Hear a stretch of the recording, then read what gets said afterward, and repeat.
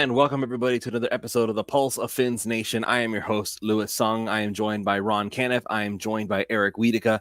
We are having Pulse of Fins Nation on a Monday instead of a Tuesday because obviously tomorrow is a day where literally nobody is going to be thinking about anything except one thing that which shall not be named on this show. So with that being said, we'll go Tuesday. Ahead. Yes, exactly. Prize Picks Taco Tuesday. I think the code for Prize Picks is 3 yards, so that's what we gotta go with here. But if not, I'm sure that the audio rerun of this on the 3 yards 3 yards per carry podcast feed will have the correct code, so make sure you check that out. So we're gonna go ahead and we'll get into everything that happened in the Buffalo game. We'll talk about where we go from here as a franchise, as a fan base, even. And I have a lot of stuff that I want to say. I know that Eric's probably heard most of it. Ron has not yet. I want to get his thoughts on it as well. But before we go ahead and we do all that, just go ahead and mention that as always, this show is brought to you by jerseys305.com. Hey, it's Ethan Skolnick for the 5 Reasons Sports Network. We've got a great new sponsor that fits with us perfectly. It's called jerseys305.com. That's jerseys305.com. This is your home for dead stock and vintage jerseys from the Heat, Panthers, Dolphins, Marlins, and the other local teams. Their mission was born from a passion for wearing jerseys of the old styles and the past players. Jerseys 305 aims to make every fan stand out from the crowd with unique pieces that you don't commonly see anymore. Maybe 10, 15, 20 years ago, but not today. And Jerseys 305 was created by the fans, for the fans. They're diehards just like you. In fact, they're probably listening to this episode right now. So check them out, Jerseys 305, their partnership with 5 Reasons Sports, celebrating with a 10% discount on the next purchase using the code 5 at checkout. Unlock your exclusive savings on the entire vintage collection. And this show is also brought to you by Thompson Cigars. So if you're looking for your good cigar for you to go ahead and check out, you can go to thompsoncigars.com. Use promo code 3 yards, that's 3YARDS, and get 20% off your entire order over $75. Again, that is thompsoncigar.com, THOMPSONCIGAR.com, promo code 3 yards, get 20% off your entire order over $75. All right, Ron. Hey, Louis, before you go, I noticed you're starting to go with the new Mike McDaniel hairstyle there yourself. This is called not having a haircut for like a month and a half. Curlier, just kind of letting it go. The curly happens as a result of the longer. I really do need to get a haircut at some point in my life, but I just haven't really felt much of the urge to go for it right as of right now. I didn't know if this was like some kind of newfound love for McDaniel since the offense has been better. I mean, listen, I'll be dead honest with you. Like today, I'm going to explain exactly what I feel like this whole build really means, because we've been hearing a lot of talk, and Coach Eric Smith talking about the offensive line has been looking good. It helps when you have a quarterback who knows what the hell he's doing, but that's something in just a few minutes. This is where because what we're having is a lot of talk right now, and I'm sure that as of right now, the guys at the 3 yards per carry podcast, they're doing their recording as well, so their show is going to be going as well, probably for the same reasons for all I know. But the biggest issue that I'm having with this, and I'm sure that Chris Kaufman, who otherwise known as CK Parrott, he's going to be talking about this as well. He's going to be discussing what he thinks the Dolphins should do at this juncture, and I don't agree with the mindset. I just don't. I feel like that there have been ways for them to get around salary cap issues before. There are ways you could trim around the edges to be able to make sure that things stay within the same build, within the same possibility of moving forward. I am not somebody who thinks that even if the Dolphins don't make the playoffs, which by the way, there is still, even after all this, there's still a distinct possibility they could make the playoffs because the wild card is still a thing. They're definitely not going to win the division. That's a different story. But the wild card, still very much in play. All we have to do is win, and it's not like we're facing against teams where that's not possible. And this is where it all boils down to for me. Mike McDaniel, we knew he was green. We knew he was raw. We knew he was learning what it meant to be a head coach. And we knew that that would come with a certain amount of growing pains. We all acknowledged it at the start that he was going to have to learn. He would have to start to adapt. He would have to change things as time went on. We got frustrated with him because it seemed like he had not been able to find a way to do that. Then he finally did, and we were giving him credit for it. And now it's not enough because they're still not winning. The reality is, though, this is exactly what teams go through. If a team, this is because CK talks about selling off players like Tyreek because you can get maybe something like a second, or maybe even if you're lucky, a first round draft pick for the guy. You sell off pieces like, I guess, Teron Armstead. You sell off pieces like Calais Campbell. You sell off pieces like Bradley Chubb. You sell off whoever you can get your hands, whoever you can wash your hands of, because this entire experiment has been a failure wholesale from top to bottom. I can't agree with that mindset.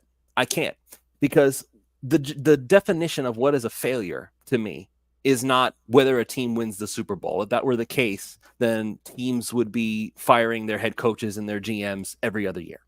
There are a bunch of teams, even now, including ourselves, that are going through a rough patch for the first time in their coach's regime, that are dealing with the fact that things are not going the way we want it to. And I'm not going to sit here and say that no changes need to be made at all. I'm going to be saying that there are changes that need to be made. I don't know what those changes look like. I'll be honest with you. If it's a new GM, if it is somebody who replaces Chris Grier, then I would want somebody who has the wherewithal to see that for all the quirks and for all the oddities that make up a Mike McDaniel, this is still a team that, as with him in charge, they have had a top 5 offense for the first 2 seasons of his tenure. This is the only year in which that has not yet been the case, and that's because Tua has not played for all intents and purposes. He has not played a majority of the season as of yet. So when you don't have your starting quarterback, it's very difficult for any team to be able to get their offense off the ground. For others, it's easier. It's not quite as impossible because it's not so predicated on one player. That's a flaw of the offense, you could argue. Okay, sure. But if you want to fire somebody, you have to give me more than they didn't find a good backup quarterback or they made some poor decisions as far as the overall roster personnel. If you want to fire Grier, fine. Go for it. But I cannot find one thing that would justify to me saying Mike McDaniel has to go, Tua has to go, and if the predicate, I honestly would not mind, because we've always done this whole thing where it has to be a complete clean sweep or nothing, because that's the mindset that we've had ever since the early years of the Stephen Ross era. Because for a while it was fire the head coach, let the GM pick, fire the GM, let the head coach pick. And we hated that for so long. In this instance, again, Mike McDaniel has learned, or at least he seems to be learning, what it means to be a head coach. He is, or at the very least, he's learning how to adapt his offense. That's something that he's had to swallow it. He's had to bite the bullet on that. He wants to be the pass first offense. It's not necessarily working. And I say that in the most respectful way I can, because a lot of teams right now who are normally pass first offenses have had to adapt their reality and become a more balanced and sometimes even run heavy offense. Like even Patrick Mahomes with the Kansas City Chiefs. They are the only undefeated team in football as of today so far. Patrick Mahomes is not throwing for 300, 400 yards a game like he used to. And it's not because he can't. He absolutely could if he wanted to, if that was the game plan. But that's not the way that offenses are being played right now. It's like we're going back to the retro days of the Larry Zonka era almost, where running the football is the way to go. And Mike McDaniel, it took a while, and we gave him credit for it. He learned that, you know what, I'm going to have to run the football because that seems to be what's working better than trying to force something that's not there. And to his credit, with Tua back, Tua has thrown more, but he has not McDaniel has not fallen into the trap of let's just go ahead and have Tua heave it deep and try to force something to Tyreek that's not there. Tua is throwing the ball effectively, but he is not taking over games in the sense that it's all passing, and if it doesn't work, it doesn't work. They're running the ball. They're balanced. This offense works. I don't want to throw away an offense that works because some GM comes barging in here and says to Stephen Ross, I want my coach, my quarterback, and I want to put my mark on this franchise because I know human nature. I may not know everything about football, but I'd like to think I know a little thing about human nature. And human nature dictates that there are a lot of people out there that they come in here and they want to do things their way. They're going to do things differently than the way that it was before because doggone it, it's their team now. And they want to show that they're the smart ones in the room. Mike McDaniel, if I am Stephen Ross and I'm seeing that this offense works when the right people are there. And the right people in this case, it's not even Tyreek. It's not even Waddle. It's just Tua. Tua is the guy. Tua is the guy. So if I'm Stephen Ross and if I have to make a change, which I'm still not convinced, by the way, I'm not convinced he will. I really don't. And whether you think Chris Greer deserves to be fired or not, that's a different discussion. I'm not convinced he will. But if you are going to fire Chris Greer, I would have McDaniel sat in a room and I would look at him and say, listen, I need a new GM. Who do you like? Let's talk and let's try to build this thing up. Because these growing pains that came with McDaniel from the start that we acknowledge were going to happen, it hasn't come with Dolphins football that has been unwatchable from top to bottom. McDaniel has been given an arsenal and he built an offense for the 2 seasons he was here, have been top 5, and one now that, in spite of the fact that we're currently 2-6, the offense still looks like it's good when Tua is there running things. I don't need Tyreek to be the star of the show. Tyreek was barely even part of it up until the second half of the Buffalo game. And the fact that we were even in that game against Buffalo should tell you that there is still plenty of meat on the bone for this McDaniel regime. So that's my piece. Eric, I know that you had your things to say during the post-game show as well. I'm going to go ahead and I'll let you have your moment as soon as but first I want to give the floor to Ron because Ron, I don't know if you watched the Buffalo game, how much of it you saw, what I saw the whole game. So you saw more than I did. I was actually absent for the first half, but regardless, Yeah, I saw the entire game.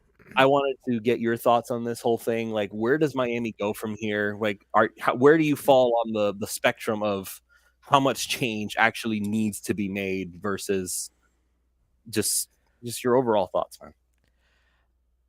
As anybody watched the show last week, which was on Wednesday, also a different day than we normally do it, right? It was me, Eric, and Chad, and we all pretty much were of the belief that Miami was going to get killed against Buffalo. They were going to go into Buffalo and just get mollywopped, as I like to say. And the reason they didn't, it was 2 reasons. Mike McDaniel called a really great game. One of the better games I've seen him call in a long time. Probably in maybe I won't say 12 months. Let's say 11 months. It's probably been 11 months since I've seen Mike McDaniel call that good a game. I know that Tua has had plenty of games where statistically he was better, but I promise you, Tua was never better in his NFL career than he was in this game against Buffalo. And I say that because we've seen him just go ham on crappy teams or go ham on super beat-up teams. This really wasn't about going ham. Many moments you were waiting for Tua to just do that Tua thing where he presses, where he just makes a dumb throw because he's just trying to do too much, where he tries to do more than what he's physically able to do. I've seen him try and do that before. He tries to make I'm going to run around and throw the ball 50 yards in the middle or something like that, or to the sideline while I'm running against my body and things like that. We've seen him do those types of things and make critical mistakes, especially when the game was on the line, especially when you needed it, and especially against good teams and on the road and in the division, and especially against Buffalo more than anything. And again, in the Arizona game, too, and he was a tiny bit rusty in that game, I think. But, I mean, he looked pretty good, better than he normally does when he comes back from some of these injury breaks that he's had. But, man, there's just something different about him right now. And I think McDaniel finally learned some lessons during that time when Tua was gone. Yes, we lost games, obviously. But he started figuring out that balance a little better, and I think that's working for Tua. But Tua is a really good quarterback. Yes, he is physically limited in a few ways, but he more than makes up for that. And I felt like after watching that game that Tua can go into any situation and perform well. And I really wasn't sure up until this past Sunday that I believed that, as much as I really, really am a Tua fan and believe in him. Wasn't sure if he could go into any situation and have success and make good decisions. That last drive to get the touchdown, and I understand that we ended up giving up a 61-yard. Mind you, we lost it on a 61-yard field goal. But that drive was it was a really important drive. Did Tua do anything special? No, I wouldn't say he did anything special, but he was just so sharp. He was sharp the entire game. What was he, 25 of 28? I think that's about what he was, if I remember that stat line correctly. But it wasn't just the being 25 of 28. He was making good decisions. He was going into second and third looks. I want to give some good credit to what Coach Eric said. The offensive line played extremely well. That was their best game of the year. It really was. Buffalo's got a pretty good defensive line. But I'm going to tell you why we lost that game. We lost that game because of, and I'm going to need some help with this because I'm not even sure all these names. Because 2023, Jalen Phillips, Christian Wilkins, Zach Sealer, Bradley Chubb. 2024, Chop Robinson. I don't know. Who was the tackle mostly playing next to Calais Campbell? Deshaun Hand. Deshaun Hand. But Hand made a play. Let's not disrespect the guy. Yeah, they made plays. And Ogba. That was our defensive line this time versus what our defensive line was last year. We have almost a backup level defensive line right now. And it's hurting the team. They're not making plays. They're not having a real impact on the game. Did they play poorly? No, they didn't play poorly. Played much better than they did in the game against Buffalo the first time, and we had Sealer in that game too. Calais Campbell's a good player. I'm not saying that these guys aren't good players, that they're scrubs. I'm just saying they built this team. Greer built this team. That defensive line was money. When we had our defenses all in and not hurt last year, it was one of the better defenses in the NFL. If we had that defense right now, those four guys, we win that game. We win the Arizona game. Like, we're not looking at the same team. We're not in the same situation. I don't know if I'm down with Greer or not. I think he's made a lot of mistakes. And I think it's more, Lewis, than just they didn't find the right backup. They punted on trying to find the right backup. They didn't even try to, quote-unquote, find the right backup. Not finding the right backup would be if you had signed Jameis Winston, you had signed Marcus Mariota, they went out and played, and they couldn't run the offense, and they were terrible. That's not finding the right backup. They started Skylar Thompson. Everybody knew. Skylar Thompson's mom knew he sucked, man. I mean, come on. That might be a fireable offense for Greer, in my opinion. How much McDaniel had to do with that, I don't know. I'm not sure. But that could be fireable on its face. That was a really bad decision. We've talked about it a bunch of times. We don't need to keep talking about it. But I know what the Dolphins, I don't know what the Dolphins should do at this point, because even though they lost the game, I just saw some things where I'm like, I'm looking at the schedule. I'm like, Miami, this team is going to go on some kind of little run here. I don't know when it starts. I don't even know that it starts against the Rams, but they're about to. They will, because they always do. Even when they're not good, they always do. Even when they have no offense, they always do. They go on some kind of, they look crappy for a while, and then they go on some kind of 3, 4, 5 game winning streak, and then barely miss the playoffs. And that could happen again. But I really don't know what they should do, but I know what I think they're going to do. And it's the same thing I said. Remember, I asked you guys, Eric, I asked Chad, hey, what do you think if the Dolphins are buyers and not sellers after the Buffalo game? What do you think they're going to do? Everybody had their opinions. My opinions are they're going to go look for another pass rusher. They're going to go look for another wide receiver. Maybe they do a few other things, but I think those two things they're going to go do. I don't know if those are, here's some permanent guys or here's some dudes that are better for this year. I'm not sure. But I think that's what they're going to do. I think they're going to address that defensive line. I think they have to. It's just not good enough. It's just not having any impact on the game. It's tough right now. The Dolphins are kind of in a bit of a purgatory, right? You're 2-6. Season's starting to really slip away from you. But you believe in the core. You definitely believe in your quarterback. And the quarterback with the coach is what works. If you take the coach away, is the quarterback as good? Clearly, we see if you take the quarterback away, the coach ain't as good, right? So you're kind of stuck there, and you kind of feel like, man, I know Ross isn't going to move on from McDaniel and Tua right now, like at the end of the year. He's not going to do it. Greer might be a different story, but then we're in this thing where, like you said, Lewis, new GM comes in, he wants to put his own coach in, but the owner doesn't want him to do it. We've been through this. We've seen this movie before in Miami as well, so I don't really know. I think what the Dolphins are going to do is go find some pass rush, maybe go find a wide receiver, and that's probably, if they're buyers, what they're going to go try and buy, and see if they can go on some kind of streak and go 7 of the last 9, make the playoffs. I think that's probably their plan.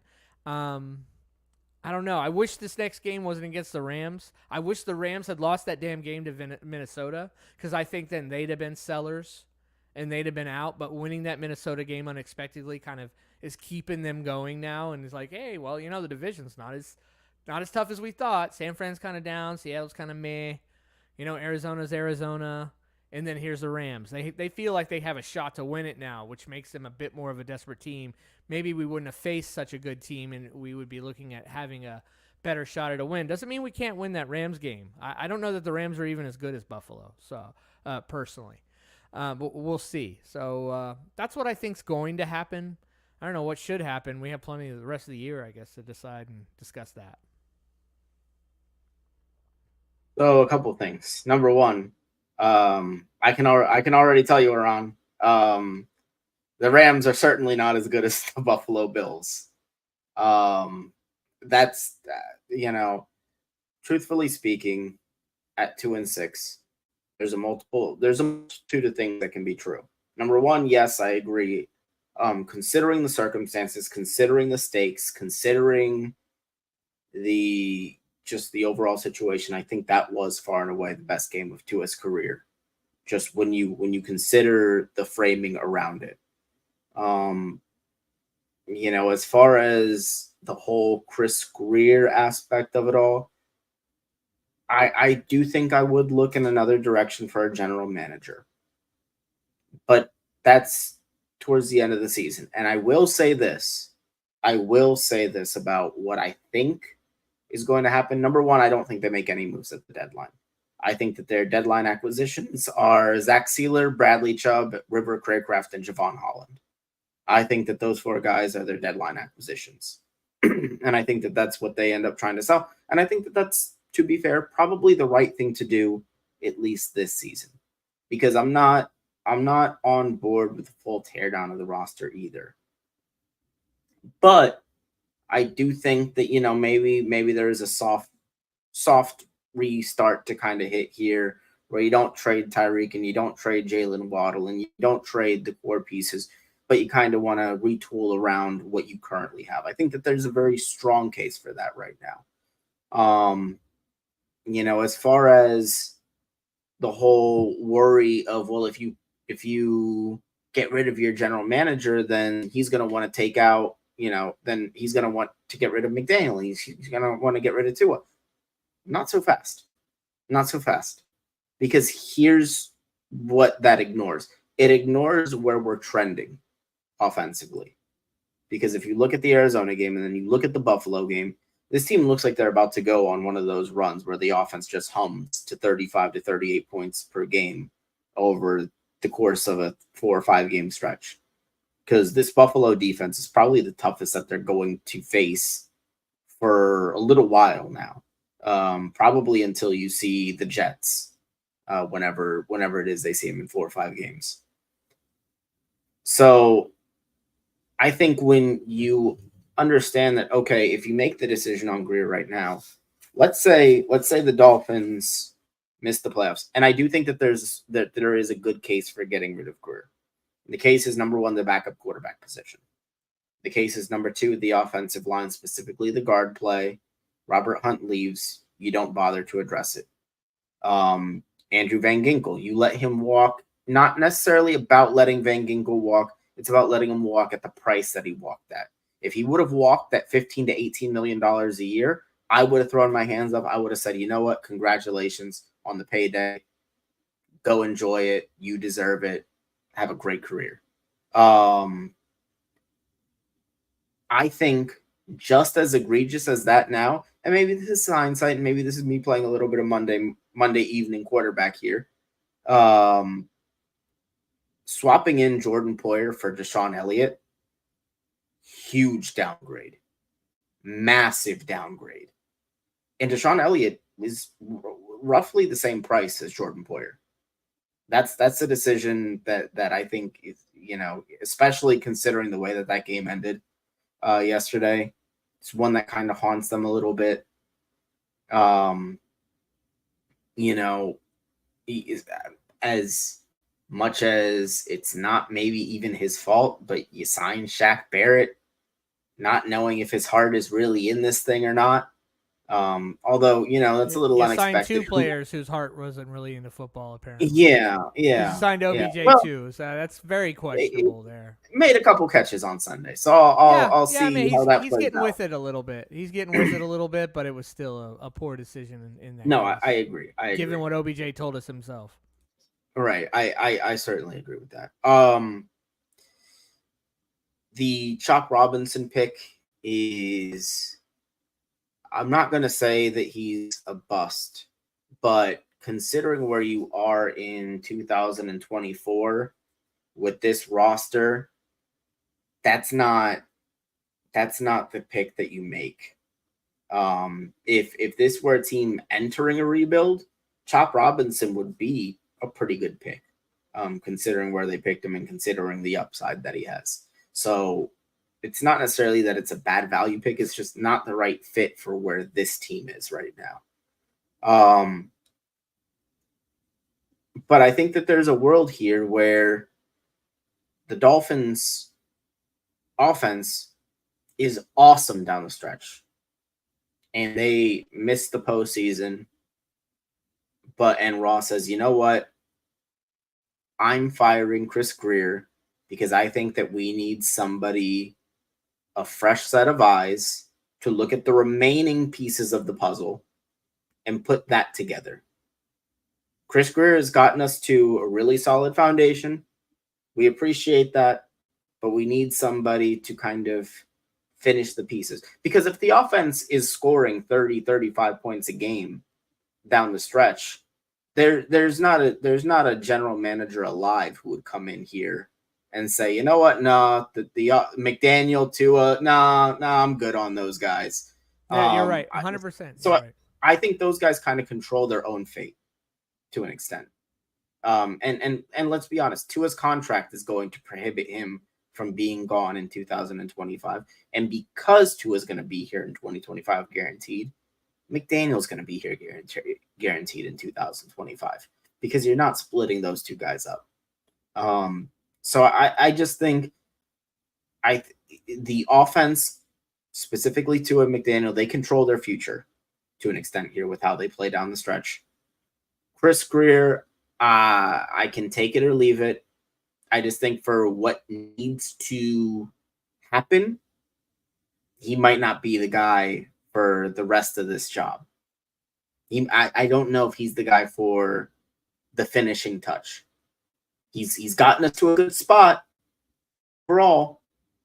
Won't deny that, but I just think his vision for this team has a little bit of a cap to it, and there's just another voice that's needed to kind of finish this thing out and kind of see it through to its full potential, because they have regressed over the last 2 years from where they were. And this was a year that they were supposed to be. This was supposed to be the best year of this era.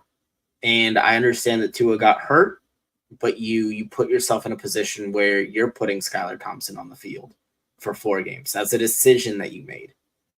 It wasn't your decision for Tua to get hurt, but it was your decision for Skylar Thompson to be the guy behind him. And even that didn't work. Like, let's be clear about something. It wasn't like, oh, Skylar Thompson was in for 4 games. Skylar played 1, and he played, or rather 3/4 of 1, and then he had to go. And then they threw in Tim Boyle and then they had to go get Tyler Huntley, and Huntley played 2 games, and then he got hurt, and then Tim Boyle came in again. So I don't know what it is about the backup quarterback. I don't know what it is about the quarterback position in general. Like, Miami can't keep bodies on the field, and I can't imagine that every single player that they picked is just that fragile. But every quarterback that Miami has had, whether it's the starter or the backup, has been just clobbered. It's always something. With Huntley, it's his shoulder. I don't even know if Huntley's still hanging around right now. Like, Tim Boyle, we know is gone. He's gone. Yeah, Huntley's on IR. Boyle's gone. Thompson's the backup again. So this is where, once again, I come in and I talk about, I don't feel like as much change is needed as a lot of people say that is. Like, we scream about change. We want the grass to be greener. I see Cap for Life already in there. The cycle will never break as long as this guy is the quarterback. Tua couldn't even score 30 points. It's not like they had an abundance of opportunities. Like, how many opportunities were missed to score points? Like, how many times did they punt? I'm being dead serious when I ask that. How many times did they punt against Buffalo? 1 time? They punted 1 time? Yeah, they punted once because one was that they had a kneel down at the end of the half, and they also had the fumble from Mostert. And they had 1 punt, and the rest of them were scores, field goals or touchdowns. And so the biggest issue on the whole offense was Mostert fumbling the ball and giving it back to Buffalo. We possibly lost 2 games because of that. I mean, possibly. So, it's hard to know, but we possibly lost 2 games because Mostert fumbled. I mean, we can talk about ifs and ands and ors all we want to, but even then, it's for candies and nuts, blah blah blah blah blah. Yeah, but that's my point, is that we're talking about Tua like, oh, he couldn't score enough. Tua was damn near perfect. Yeah, he was against really Buffalo. Good. I mean, I don't know what else you could have asked for at that point. He couldn't have asked for much more. He played really well, and like the offensive line played well. When you can get the offensive line playing well, I was shocked. Listen, and I'll tell you well, what. Like, I'll tell you what. We're gonna do well. Let me give Coach Eric some credit, because he's been the one who's been harping on this all along, and I finally saw it against Buffalo of all teams. This team knows how to run block. Austin Jackson can run block. Oh my God, Austin Jackson is one of the best run blocks in the league. Here's the thing: when you are running the ball a lot and running the ball successful, you keep your opponent from just pinning their ears back and going after your quarterback. They can't do that because they have to watch for the run. That's why the play calling balance and what he has been doing, what McDaniel has been doing over the past few weeks is really helping. I understand we're not getting wins. I get it. It's just, reasons, right? As they say, because reasons. It's always been, it's been that. It's just one of those damn years. Like, it's cursed. It's cursed. It's just one of those damn years. But man, when the defensive line has to be mindful of a really strong running game, And when you're in formations where they can't tell are you running it or are you throwing it, they can't just go after the quarterback instantly, and it helps the offensive line. You want to help an offensive line more than anything that maybe isn't great? Run the ball, and then run the ball well. You're going to help your offensive line quite a bit. And what we kept saying was, I love what they're doing. I love all this run game that they got going on. Now you just need to bring in a quarterback who actually knows where he's supposed to go with the ball and when he's supposed to throw it. And that's what they've done, and that's why the offense has just looked completely different the last 2 weeks, obviously. I mean, these last 2 weeks could have ended up easily being wins, man. It was so close. So let's just see what happens. I mean, it's going to be really hard to go 7-9. But if you look at the schedule, it's not going to be impossible. It's just going to be hard. We're going to just need a little bit more from the defense. Man, we got to get Sealer. What you said, we got to get Sealer back. We got to get Holland back. I don't think Chubb's Javon Holland can go. He's returning to practice this week. Yeah, Javon Holland can kick rocks. He's better Javon Holland Poyer can kick rocks. And Marcus May. He's better than Poyer and Marcus May. We need him back. If it gets Poyer off the team, if it gets Poyer off the field, I'm all for it. I don't know that he does. Javon Holland is playing freestyle football because he wants to get paid, and all he's doing is making himself look. No, he's playing freestyle football because he's playing with a guy that can't do it anymore. Yeah, Poyer can't do it. He's playing with a guy he's covering for the other guy back there. We need Kohu back too. May should be the second safety. Yeah. I think I think he will be back this week. Yeah, so we'll see what happens in this Rams game. If we can get a win against the Rams, I think that they could go on a little run if you look at the schedule. So let's see. I mean, it's going to be really hard. I'm not going to sit here and say we're going to do it, but I think they have a shot to go on a run and make it interesting. If nothing else, at least give us some hope. Some hope. Get us high on hopium, man. We'll go into Eric. I'm going to let you talk in a second, but I got to make sure that I get this in real quick. We do, of course, we have to mention our other sponsor. We have Underdog Fantasy. Underdog is the place to play if you're a sports fan looking to win money while watching sports. With over 5 million happy players and $2 billion won, Underdog makes it fun and easy to cash in on all your favorite athletes' performances. Compete against other players by just selecting higher or lower on 2 or more player stats, and you could win up to 1,000 times your money, so turn every touchdown into a win with Underdog. They have 2 promotions going right now. Vulture Protection. If you select a designated running back to score a touchdown in your pick'em entry, and they get vultured, we will rescue your entry. Red Zone Rush. A game you won't find anywhere else. Just pick whether or not a player will score a TD by swiping right for yes or left for no. Simple as that. Plus, your entry will be automatically boosted, and you'll get a 51% profit boost when you play. Join over 5 million fans that are already playing on Underdog. With their Champs game, you can win money by making entries with your favorite players. Download the Underdog app today and use the promo code 3YARDS. That's the promo code 3YARDS to get up to $1,000 in bonus cash instantly. Higher or lower, you make the call on Underdog. Must be 18 plus, 21 plus in Massachusetts and Arizona, 19 plus in Colorado for some games, 19 plus in Alabama, New England, and present in a state where Underdog Fantasy operates. Terms apply. Void in Colorado. Concerned with your play, call 1-800-GAMBLER or visit www.ncpgambling.org. In Arizona, call 1-800-NEXT-STEP, 1-800-639-8783, or text NEXT-STEP to 53342. In New York, call the 24/7 HOPE line at 1-877-8-HOPE NY or text HOPE NY to 467-369.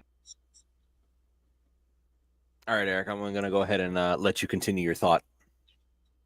Yeah. So it's funny because I actually heard an interesting stat, and I think that this could be a little poetic of the Dolphin season. Do you know the Rams last year? Speaking of the Los Angeles Rams, they started 3-6 last season, and they went on to make the postseason. Granted, they lost to Detroit in the wild card round, but I do think that there's something just little symbolic there of the Dolphins potentially beating the Rams to get to 3-6. But I want to talk about Mike McDaniel because I didn't get a chance to give him his flowers. This is a guy that finally learned to eat his vegetables. You know, That's good, 'cause everybody he wants doesn't like his everybody wants the junk food. Everybody wants the 40-yard passes downfield. And believe me, against lesser defenses, they're going to be there. That it'll be there. I promise that'll be there eventually. But you take what the defense gives you, and all of a sudden, you're running the football up the middle. You're taking those short passes up the middle. You're letting your guys catch and run. You're involving your tight end, which I'm so happy Jonnu Smith disappeared the second Tua came back. And then what happened in the second half? You started to see the downfield throws. I saw the deep crossing route for the first time in what felt like, oh my God, I don't know how long it's been since they've actually. You know why they were connected able to on throw that deep crossing route? Because the linebackers finally had to start coming up more because they were getting run on like crazy. So you have to keep. Exactly. It's not just game per game. You're gonna have to keep doing that, and eventually be like, well, I guess we're just gonna have to play because these guys are just running all over them. Everybody, we're gonna have to bring the linebackers up, and then we might be able to start taking those shots a little earlier in the game, getting chunk plays earlier. Yeah. And that's where you can kind of see this offense begin to hit its stride, because I believe that there are things that will eventually come. Like I said, I believe that those explosive plays will eventually, when you're playing lesser defenses, especially, I think with Buffalo specifically, you kind of have to be careful in that way, because you can't afford turnovers against the Bills. You just cannot. Even one is too many. Unfortunately, Mostert had to be the guy to fumble, but even one turnover is too many against the Bills. But I think that when we're looking at this offense, Jalen Waddle isn't Jalen Waddle just yet. He's going to be Jalen Waddle at some point this season again, because it's just a matter of time for him. He's too good to continue to struggle in the way that he has this year. And it's really just been because the entire offense has struggled. And also, 2-6 has happened twice before. Hasn't never happened. Look it up. It has happened before. It should be noted that in OnlyFins right now, they eventually brought this up. If Miami goes 7-2 the rest of the way, they still have a 79% chance to make the playoffs. Which, again, not likely, but not impossible. I think 8-1 is probably more like what you would have to do, considering that the Chargers and the Broncos probably aren't terrible. But regardless of all that, the offense hasn't hit its full-on stride yet. I'm going to keep saying it because eventually I'm going to be right. At some point, Jalen Wright will be a real factor in this offense down the stretch. It's going to happen at some point this season. River Craycraft coming back is going to make a larger difference than a lot of people think. Odell Beckham is starting to become involved, at least a little bit, to where you have to think about him on specifically those little 5-yard slant routes that he connected with Tua on this week. There's more meat on the bone with the offense still. Like I said, I think that we could be looking at the start of a run where the offense goes 35, 38 points a game and really starts humming here. When you look at the trajectory that they're on from Arizona to Buffalo, and like I said, Buffalo, that's the toughest defense your offense is going to face for a good while here. I think the offense could be on the verge of really blowing up here over the next few weeks. They gotta get this win against the Rams. It's 100% must win for them if they want to go on any kind of streak. 100% have to win this game. I don't see you losing this one and then going on the streak. I think it would be too late. You got to get this one. Well, with all the talk that we've been having about the offense all this time, because what's going on in the comments right now is there's like a little debate happening about whether or not Tua did enough to win. And again, we've had this discussion already. We already know how I feel about it. But at some point, because we've been talking about how great the defense had been while Tua was out, and then Tua comes back, and I don't know what the defense took their gas off the pedal. I don't understand. Because at some point, do you want to talk about whether or not the offense did enough to win? They couldn't score 30 points. Should you have to? Is that mandatory?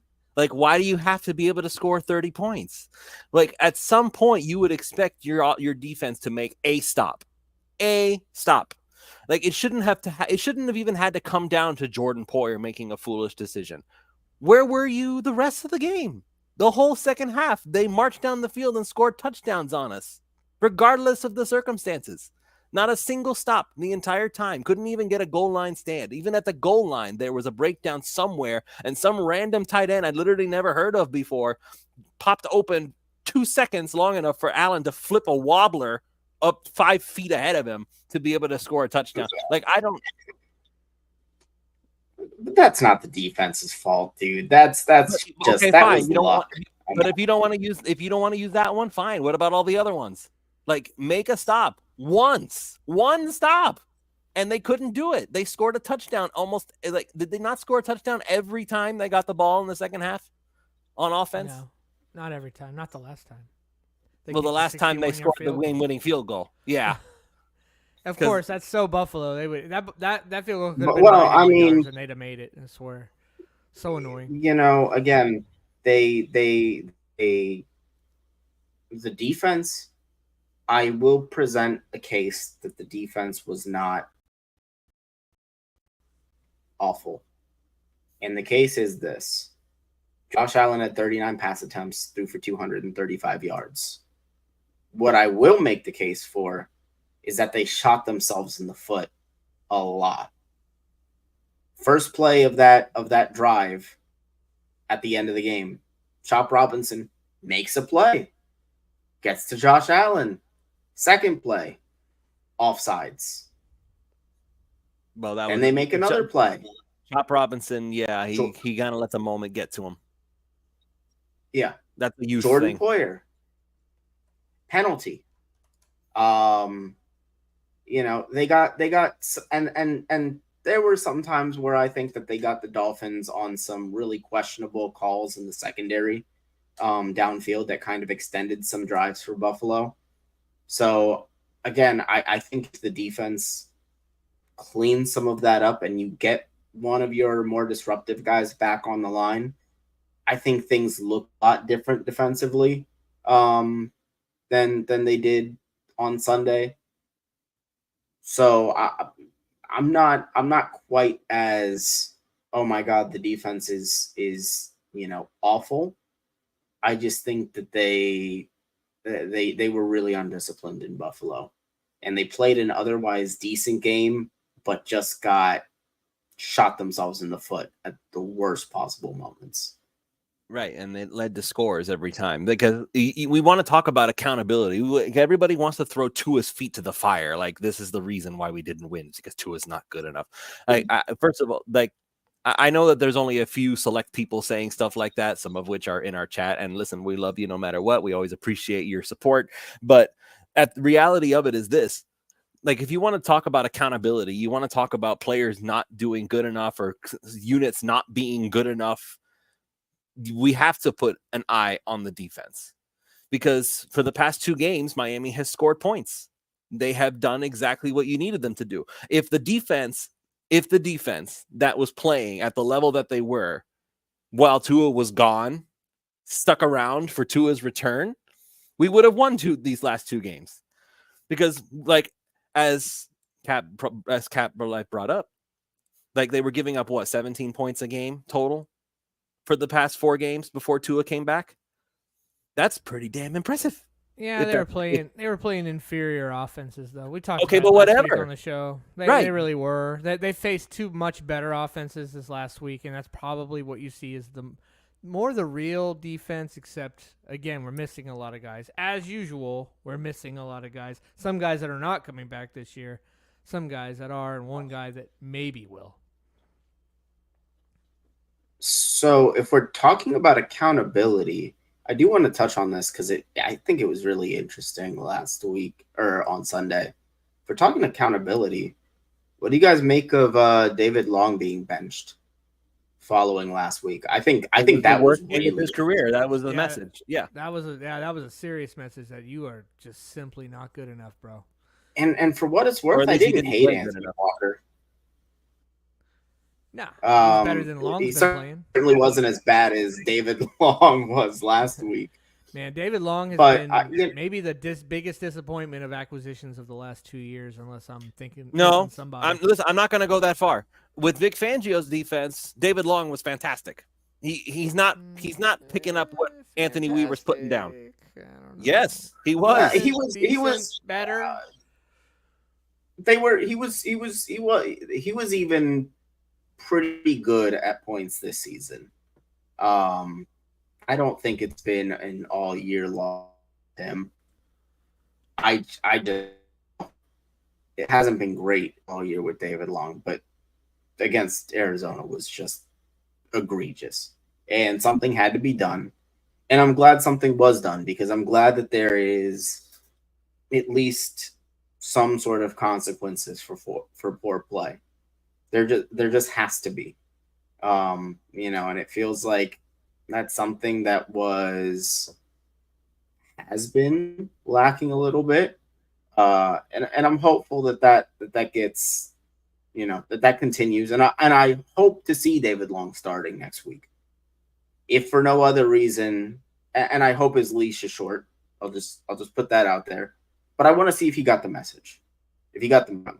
Because he can still be probably the best linebacker on the team. Kind of here and there with Jordan Brooks.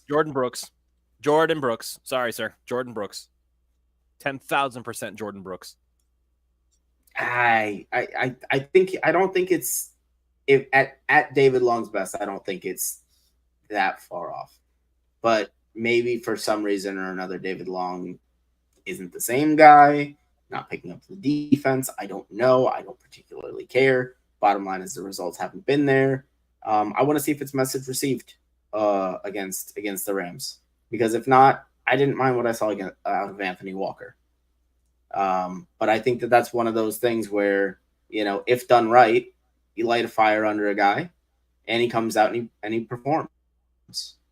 So that'll be kind of one of the defensive subplots I'm kind of interested in seeing going forward, along with hopefully the return of Zach Sealer and Javon Holland and Bradley Chubb and Storm Duck and Gator Kohu and the rest of those guys. I'd love to see this defense with at least a somewhat full pantry, because right now, we talk about the offense being down to they've been down at least the last few weeks. How many starters? I mean, Jalen Phillips came back at some point, so he went down, even though I don't think you could really count on him this year. But you're down 2 edge rushers, an interior defensive line is arguably your second best player on defense, a safety who before this year was a Pro Bowl caliber player, and 2 promising corners. It's not nothing. So I want to see what the defense looks like with hopefully a more full roster at their disposal, going forward. Well, if there is going to be a more full roster this year, it's like you mentioned, it's going to have to be with players who are coming back from injury. To answer the question of, is it time to reset the Dolphins again? A hardcore reset from top to bottom? No, it's not. This build still works. There's still potential here. And this is what I was talking about right post game. Like, we cannot, because we're talking about the rebuild in its entirety, you cannot lump the tear down Brian Flores years and the Mike McDaniel years together and act like, oh, it was all part of the same the same plan. Because the tearing down years don't count. They don't. You can't count them. McDaniel is a different head coach. It's a completely different offensive scheme. It's a completely different philosophy. And as a whole, the entire tenure has been a positive experience for all of us. We've had our moments where we're bummed out, we're burned out, we're frustrated, we're angry, we're like calling for this guy to be fired in our heat of the emotion moments because we're so upset that we lost to this Buffalo Bills team again. But in reality, Mike McDaniel as the head coach has been an overall good experience. It's been a good experience. And for Cap for Life's point, 5 years is not really 5 years, it's 3. Yeah. Mike McDaniel hasn't been the head coach for 5 years. He's been the head coach for 3. This is his 3rd year. And the offense, for all the talk about whether they can score points enough, the offense still looks like it works. And especially now that they're running the football, the lesson has been learned, it looks like. So where do the Dolphins go for 2025? There's a lot of cap space that needs to be freed up. There's no question about it.